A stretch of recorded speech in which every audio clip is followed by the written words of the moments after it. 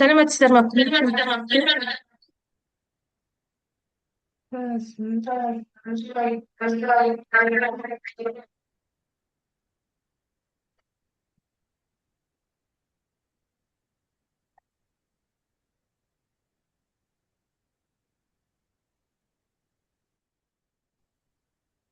Қайырлы күн, құрметті әріптестер. Дауысым естіліп тұр ғой, аха. Менің слайдым шығып тұр ма? Иә, шығып тұр. Аха, ноутбуктың камерасын кішкене түсірсеңіз, просто басыңыз жақсы ғана көрініп тұр. Аха, болды. Қайырлы күн, құрметті әріптестер. Мен Ақтоғай ауданы Жабас Кеңесбаев атындағы жалпы білім беретін мектептің тарих пәні мұғалімі Әлібаева Гүлназира Ферзатқызы боламын. Сіздермен бүгінгі кездесудегі мақсатым тарих сабағында ұлттық құндылықтарды дәріптеу педагогикалық тәжірибені тарату бағдарламасы бойынша кездесіп отырмын. Біріншіден сіздерден уақытты алғаныма кешірім сұраймын. Жазғы демалыстарыңызды жақсы өткізіп, аман есен барлығымыз белсенді жұмысқа оралуына тілектеспін. Енді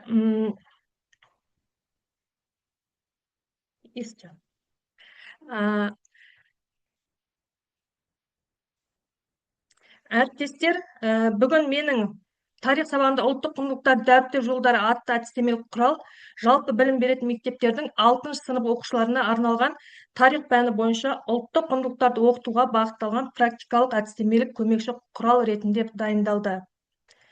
Қазіргі таңда білім беру жүйесінің алдында тұрған маңызды міндеттердің бірі оқушылардың бойында ұлттық сана сезім, отансүйгіштік, тарихи жауапкершілік пен мәдени мұраға құрмет сезімін қалыптастыру болып табылады. Осы тұрғыдан алғанда, тарих сабағы ұлттық құндылықтарды танытудың, оқушыны туған еліне жақындатудың, оның азаматтық ұстанымын нығайтудың ең тиімді пәндерінің бірі. Әдістемелік құралдың мазмұны Қазақстан Республикасы оқу ағарту министрлігі Ыбырай Алтынсарин атындағы білім академиясы жылда оқу жылының басында Қазақстан Республикасының жалпы білім беретін мектептерінде білім беру процестерін ұйымдастырудың ерекшеліктері туралы әдістемелік нұсқау хатымен және адал азамат бір тұтас тәрбие бағдарламасымен өзара сабақтастыра отырып, сондай-ақ тарихи мұра және заманауи оқыту әдістеріне сүйене отырып, осы әдістемелік құрал құрастырылды. Яғни әдістемелік құралдың мазмұны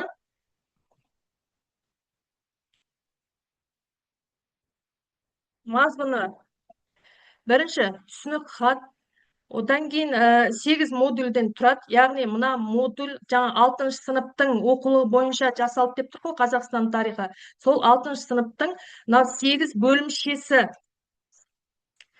бөлімшесі. Бірінші модуль түркі кезеңінде Қазақстан тарихы 6-13 ғасырдың басы. Екінші модуль солай 8 модульдің ішінде, жеке әр модульдің ішінде 3 немесе 5, одан да көп тақырыпшалар бар. Сол тақырыпшалар бойынша осы 8 модульге арналып тапсырмалар жасалынды. Яғни ұлттық құндылықтарға бағытталған тапсырмалар. Соңғы 8-ші модульден кейін бағалау және кері байланыс түрлері, одан кейін қосымша қызықты ойындар мен тапсырмалар жинағы бар. Цифрлық тарих сабақтар үшін платформалар кестесі, осындай мазмұндармен жұмыс жасалынды. Енді ұлттық құндылықтар мәні және тарихи рөлі. Ұлттық құндылықтар туралы белгілі бір этностың ғасырлар бойы жинақтап ұрпақтан ұрпаққа жеткізілетін рухани, мәдени, моральдық және адамгершілік мұрасының жиынтығы. Бұл халықтың дүниетанымын, өмір сүру салтын, мінез құлқын, бір-бірімен қарым-қатынасын анықтайтын маңызды бағдаршам іспетті. Әр ұлттың құндылықтары оның тарихи тәжірибесінен, қоғамдық даму мен мәдени эволюциясынан туындайды. Сондықтан ұлттық құндылықтарды оқыту тек өткенді таныту емес, оқушының тұлғалық дамуына ықпал ететін маңызды тәрбие үдерісі. Қазақ халқының ұлттық құндылықтарды салт дәстүр, әдет ғұрып, тіл, діл, тарихи жады, адамгершілік нормалары, ата-баба өсиеттері, ел қорғау жолындағы ерлік дәстүрімен сабақтасып жатқан тұтас жүйе. Сондықтан ұлттық болмысты қалыптастырып, оның рухани тұрғыдан бай тұлға болып өсуіне әсер етеді тарих сабағы. Тарих пәні ұлттық құндылықты жүйелі түрде таныстыруға мүмкіндік беретін негізгі пәндердің бірі. Себебі тарихтың өзі халықтың өткен жолы, мәдениеті, елдік мұраты, рухани қазынасын көрініс табады. Сабақ барысында ұлттық құндылықтарды оқыту арқылы мұғалім оқушының туған жерге, отан сүйгіштікке, жауапкершілікке, азаматтық болмысының тарихи санасын қалыптастыратын пәндердің бірі болып табылады. Әдістеме құралдың негізгі мақсаты 6 сыныптың тарих сабағында оқушылар Қазақстан тарихындағы маңызды оқиғалар мен тарихи тұлғалар туралы білім ала отырып, халқының салт дәстүрін, мәдениетін, ұлттық құндылықтардың маңызын түсініп, оларды құрметтеу мен дәріптеу дағдыларын қалыптастыру үшін оқу жылы барысында тарихи дерек, шығармашылық тапсырмалар және талдау жұмыстары арқылы ойларын дәлелдеп жеткізе алатын деңгейге жеткізу болып табылады. Енді 6 міндеті бар. Бірінші міндет ұлттық құндылықтардың түрлері мен олардың қоғамдық рөлін түсіндіру, тарихи деректермен және мәдени мұра элементтерін байланыстыру. Екінші, тарих сабақтарында интерактивті әдістерді қолдану арқылы оқушылардың белсенділігін арттыру. Топтық жұмыстар, шығармашылық тапсырмалар арқылы сабаққа қатысуын қамтамасыз ету. Үшінші, оқушыларға тарихи тұлғалардың өмірі мен істерін мысалдар келтіріп, патриоттық сезімін қалыптастыру. Қазіргі өмірмен байланыстыра түсіндіріп отыру. Төртінші, сабақтағы бағалау мен кері байланыс жүйесін тиімді ұйымдастыру. Оқушы жетістіктерін бақылау, электронды және дәстүрлі әдістер арқылы кері байланыс жасау. Бесінші, оқушылардың тарихи білімді тек есте сақтауға арқылы емес, ойлау, талдау, салыстыру қабілеттерін дамыта отырып меңгеруіне жағдай жасау. Алтыншы, ұлттық құндылықтарды дәріптейтін шығармашылық жобалар мен презентациялар арқылы оқушылардың өз бетінше зерттеу дағдыларын қалыптастырып, бірнеше әртүрлі олимпиадаларға, жобаларға қатыстырып отыру. Өзектілігі. Мен қысқаша сипаттап кетейін. Оқушылардың сабаққа деген қызығушылығы, белсенділігі артады. Сондықтан ұлттық құндылықтарды дәріптеу тарих сабағының негізгі құрамдас бөлігі болып табылады. Жаңашылдығы сабақ тәжірибесіне қолданылатын тиімді әдістер мен интерактивті тапсырмалардың ұлттық құндылықтармен үйлесім табуы. Әрбір бір тақырыпты, қандай да бір тақырыпты алатын болсақ, сол тақырыпқа тарихта ұлттық құндылықтарға бағытталатын тапсырмалар өте көптеп шығаруға болады. Құралда оқушылардың жас ерекшеліктеріне сай сараланған, тарихи сананы қалыптастыруға бағытталған жүйелі тапсырмалар ұсынылады. Бұл жаңашылдық оқушыларға теориялық білім берумен қатар, оларды ойлауға, шығармашылық ізденіске баулуға, елін сүюге, ұлттық мұраны құрметтеуге тәрбиелейтін кешенді әдістемелік тәсілі болып табылады. Енді тарих сабағында ұлттық құндылықтар дәріптеу барысында қолданылған цифрлық платформалар өте көп. Jamboard, мына жерде мысалы тарихи детектив, сыни ойлау, оқушыларға тарих құжаттарды суреттеуге берілген, толық оқиғаны құрастыруға берілген мынандай платформалар тұр. Google Drive, Padlet, PDF, Jamboard. Бұл яғни бұл платформада хандардың немесе батырлардың суреттері арқылы жұмыс жасау, талдау, саралау. Содан келесі платформа хронологиялық жұмыс, немесе визуалды талдау, немесе QR-кодпен жұмыс жасау бойынша көптеген цифрлық платформаларды қолдандым. Мысалы, соның ішінде Mentimeter, немесе WordWall, QR-кодпен, Canva-мен, электрондық оқулықтармен, сонымен қоса, жаңа Mentimeterді айтып кеттік, Kahoot-пен осындай цифрлық платформалармен жұмыс жасап отырдым. Кейінгі уақытта Rocket.ai деген платформа шықты. Олда да өте жаңағы әрбір сабаққа жаңа ұлттық құндылықтарға байланысты тапсырма жасауға ыңғайлы платформалардың бірі болып табылады. Енді жаңағы мысалы модуль 8 модуль тұр ғой, соның ішіндегі бірінші модулі түркі кезеңінде Қазақстан тарихы 6-13 ғасырдың басы болған. Соның ішіндегі бірінші тақырып мына жерде көріп отырғандай Қазақстан аумағындағы ерте орта ғасырлық мемлекеттер. Зерттеу сұрағы 6-9 ғасырларда билік құрған қай хандардың есімі тарихта сақталады дейді. Күнтізбелік тақырыптық жоспардың ішінде білім алушыларға тиісті оқыту мақсаты тұр. Соны қоса алып отырып, соған байланысты оқу мақсатына байланысты осындай ұлттық құндылықтарға бағытталған тапсырмаларды жасап отырдым. Енді құндылықтарды дәріптеу, бұл жерде құндылықты бірінші қандай құндылыққа байланысты тапсырма алуға болады деген сияқты еске түсіріп алуға болады. Бұл жерде құндылық бірлік, батырлық, елжандық, мәдениет пен дәстүрге құрмет. Яғни мына жерде кесте тұр. Түрік қағанаты, білесіздер, 6-8 ғасырларда өмір сүрген, оны құрған Бумын, Истемей қағандар. Бұл кісілер не істеді? Көшпелі мәдениетті қалыптастырды, әскери тәртіпті орнатты, сауда қалаларын дамытты. Яғни бұларды қалай дамытты? Бұл кісілер қалай жұмыс істеді? Бұл жерде ұлттық құндылықпен оқушылар өздері сабақтастыру керек, сұрақ қою керек. Әр мемлекеттің ұлттық құндылыққа қосқан үлесін анықта. Яғни бұл кісілердің ұлттық құндылығы неде? Мемлекеттің ұлттық құндылығы неде? Бірлік, бұл жерде құндылық, ерлік, еңбекқорлық, татулық, көпұлттылық, дінге, руханиятқа, мәдениетке құрмет деген сияқты ұлттық құндылықтарды оқушылар өздері тауып, осы кестеге орналастыруға болады. Және қазіргі Қазақстанмен байланысын түсіндіреді.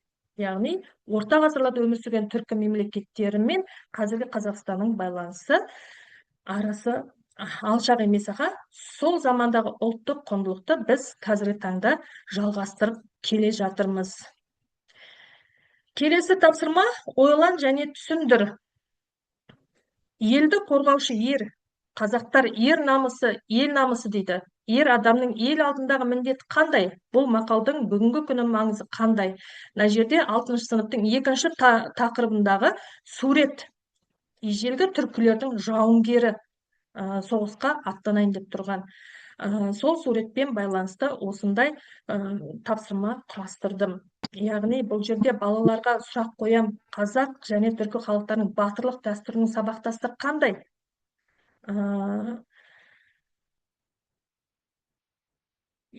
Түркілердің батырлары қандай болды? Өзінің абыройынан, беделінен қараған кезде өзінің елін абыройын жақсы бірінші орынға қойған. Яғни еліне адал, намысты, абыройлы, жауапкершілігі мықты, батыр азамат болып, ер болып тәрбиеленген деген сияқты оқушылар өздерінің ойларын айтып кету керек. Енді келесі тапсырма Падлет тақтасы дейді. Бұл яғни ұжымдық ой қалыптастыратын тақта. Жаңа бұнда мұғалімдерге, оқушыларға бір жерде жұмыс жасауға ыңғайлы онлайн тақта болып есептеледі. Бұл да өте балаларға жақсы қызығушылығын оятатын, белсенді тапсырма орындайтын жұмыстардың бірі болып табылады.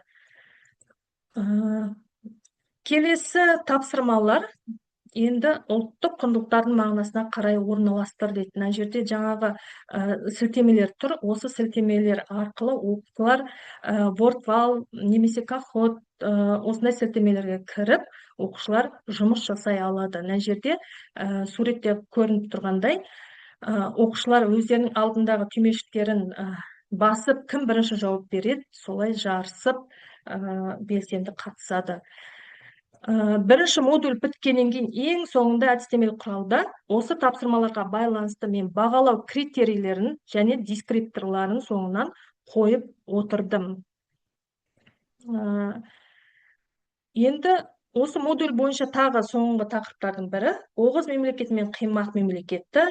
Жаңа күнтізбелік тақырыптық жоспардың ішіндегі оқу мақсаты 6-9 ғасырлардағы мемлекеттердің даму ерекшеліктерін түсіндіріп, олардың ұқсастықтары мен айырмашылықтарын анықтау дейді. Вен диаграммасы.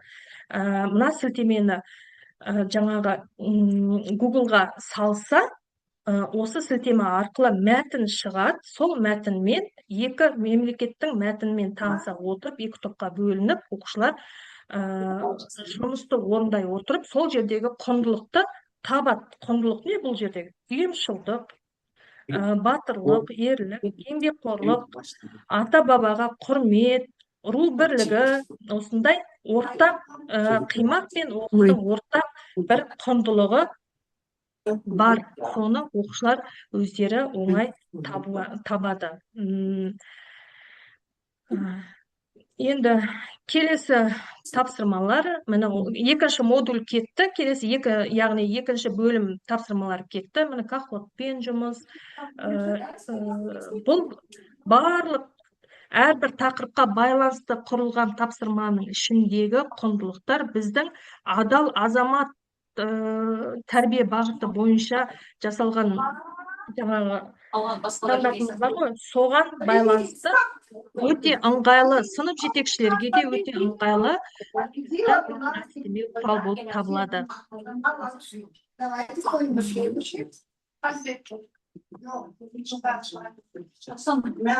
Қысқаша көрсетіп шығайын.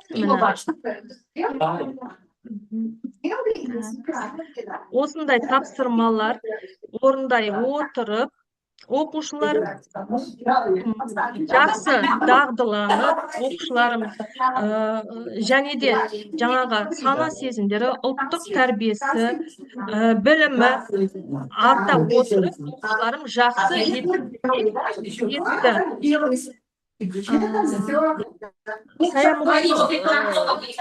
Дауысты басасыз ба? Белый шпиль. Дауысты басыңызшы. Гүл, сен өзіңіз бас аласыз ол кісінің микрофонын. Мен бұны баса алмаймын. Яғни жаңағы оқушылардың жетістіктері қандай? Мысалы, 10 сынып оқушысы менің шағын отаным атты тарих пәнінен облыстық байқаудан, олимпиададан 2-ші орын алды. Бұның алдында 1 жыл бұрын тағы бір оқушым 2-ші орын алған болатын. Осындай жетістіктерім бар. Көбінесе жаңағы ұлттық құндылыққа байланысты мұражай туралы, немесе ауыл туралы жобаларға оқушыларым қатысып, ғылыми практикалық конференцияларға қатысып, орындар алып жүр. Енді әдістемелік құралдың апробациясы дейді.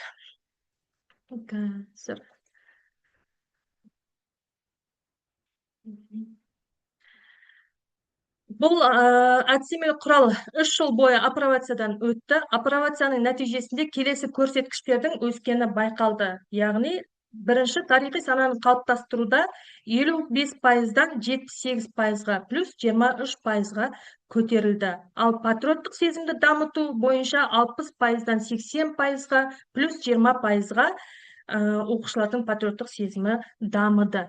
Мәдени мұраны насихаттау бойынша 61%-дан 80%-ға плюс 21%-ға. Әлеуметтік және коммуникативтік құзыретті дамыту 45%-дан 79%-ға, яғни 32%-ға көтерілді. Ал оқушылардың сабаққа қызығушылығы 60%-дан 85%-ға, яғни плюс 15%-ға оқушылардың қызығушылығы белсенділігі артты.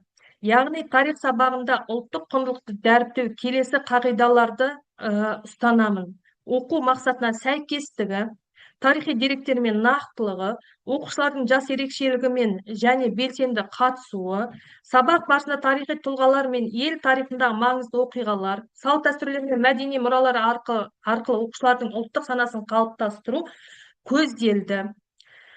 Шығармашылық тапсырмалар топтық жұмыстар, жобалар, бейне материалдар, интерактивті әдістер қолдану оқушылардың тарихқа қызығушылығын арттырып, өз ойын дәлелдеуге және өткенді бүгінгі өмірмен байланыстыра түсінуге мүмкіндік береді.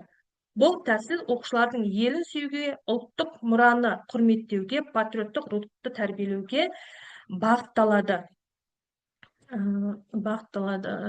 Так, қазір мен сіздерге көрініп тұр ма? Мен жаңа немді аштым, әдістемелік құралымды.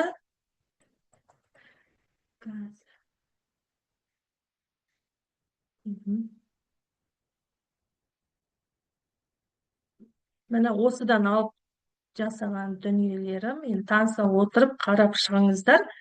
QR кодпен де жұмыстар ішінде өте қызықты оқушыларға арналған және де мұғалімдерге тәжірибеге қолдануға болатын өте жақсы жұмыстар бар. Тарихи диктанттар, ой қозғауға арналған сұрақтар, тапсырмалар, тесттар сілтеме арқылы, картамен жұмыс, әрбір жұмысты тақырыпты алған кезде міндетті түрде бірінші білім алушылардың тиісті оқу мақсатымен жұмыс жасауға тырыстым. Сол мақсатқа жетуге тырыстым жұмыс барысында. 4-ші модульдегі тапсырмаларым.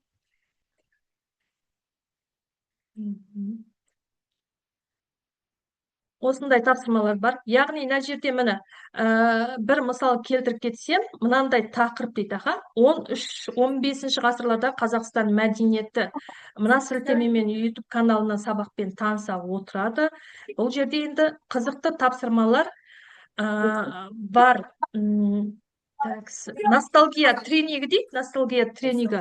Мақсатты ностальгия әдісі арқылы өткен шақтағы заттардың атауын атайды. Мына сілтемені жаңа Google-ға қойса, жаңа бұрынғы ескі біздің ата-бабаларымыздың қолданған құнды дүниелер, яғни жаңағы текемет, сырмақ, күйе түрлері, немесе көне ыдыстар, сондай суреттер бар. Соны оқушылар өздері сурет арқылы атауын табады. Ұлттық киімдер шығады бұл сілтеменің ішінде.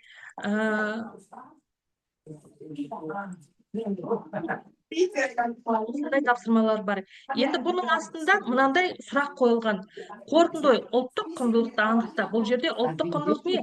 Шеберлікте, еңбекқорлықта, дәстүрді сақтауда, табиғатпен үйлесімді өмір сүруде біздің ата-бабаларымыздың.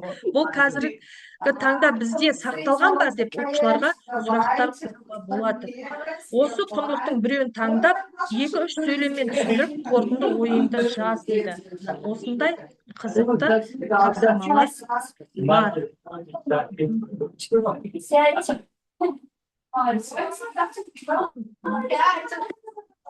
5-ші модуль тапсырмалары. Әр модульдің астына мен соңында осындай бағалау критерийлері мен дескрипторларды қойып шықтым. 6-шы модульде жасаған тапсырмаларымен де таныса отырыңыздар.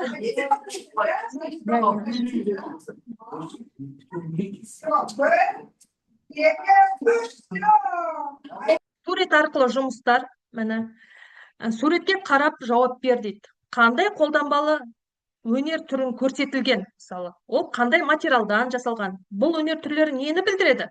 Қазіргі таңда бұндай өнер түрлері бар ма? Ауылдың өмірімен де байланыстырып кетуге болады бұл жерде. Эстетикалық талғам қандай? Бұрынғы біздің ата-бабаларымыздың деген сияқты әртүрлі сол кезде оқушыларға арналған бірнеше сұрақтар осы сурет арқылы шығаруға болады. Қазіргі таңда біздің осы құндылықтарымызды дәріптеуде қаншалықты жұмыс жасалып жатыр деген сұрақтарға жауап іздеуге балаларға беруге болады. 7-ші модуль біртұтас қазақ мемлекетінің құрылуы. Мысалы, бұл жерде мынандай бір жақсы қызықты тапсырма бар. Қазақ хандары және ұлттық құндылық дейді. Қасым хан, Есім хан, Тәуке хан. Мысалы, Қасым хан қазақ хандығының аумағын кеңейтті. Бұл жерде қалай кеңейтті? Ел бірлігінің құндылығы не? Елдің бірлігінің арқасында. Ал Есім хан ескі жолды әділдікпен шешті деген сияқты осындай міне. Енді қорытындылай келе осындай тапсырмалар менің немде бар. Тарих сабағында ұлттық құндылықтарды осылай жүйелі дәріптеп, қазіргі қоғам үшін стратегиялық маңызы бар бағыттардың бірі. Өйткені ұлттық құндылықтардың терең меңгерген жас буын елінің өткен мен бүгінін саналы түрде түсініп, болашақ үшін жауапкершілікпен әрекет ете алады. Оқушылардың тарихи санасын қалыптастыру тек мазмұн беру арқылы емес, олардың сезімдік, танымдық, құндылықтық бағдарларын дамыту арқылы жүзеге асатын көп қырлы процесс 6 сыныптағы тәжірибелік сабақтар бұл бағыттағы жұмыстың нәтижелі екендігін көрсетіп берді. Оқушылар ұлттық тарихқа қызығушылық танытып, тарихи оқиғаларды бүгінгі күнмен байланыстыра алатын деңгейге жетті. Мен осылай өзімнің 6 сыныптағы сабақтарымда әр сабақтың мақсатыма жетіп отырдым. Бүгінгі менің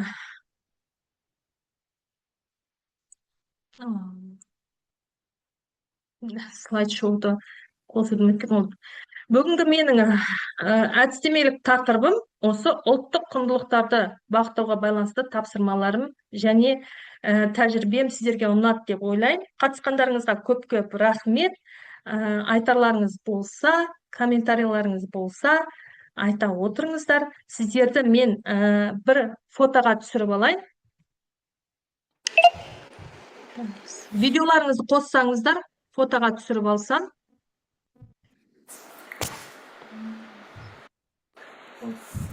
Деген қайда? Қосылдық па? Қосылып отырсыздар. Гүлназира мұғалім, скриншот жасай беріңіз, мен сіздің неңіз бойынша кері байланыс бір-екі ауыз сөз айтайын. Жақсы. Гүлназира мұғалім, бүгінгі әдістемелік құралыңыз бойынша осы трансляцияңыз қорғауыңыз өте жоғары деңгейде өтті.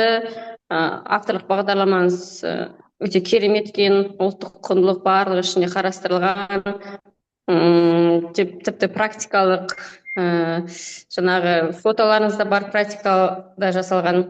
Мен сізге сәттілік, көп рахмет. Өзімізге құнды ақпараттар алдық. Рахмет. Қазір. Мен де бір-екі ауыз сөз айта кетейін. Гүлназира мұғалім, бағдарламаңыз өте құнды. Енді тарихтың өзі тұнып тұрған құндылық қой. Өте жақсы тақырып алған екенсіз.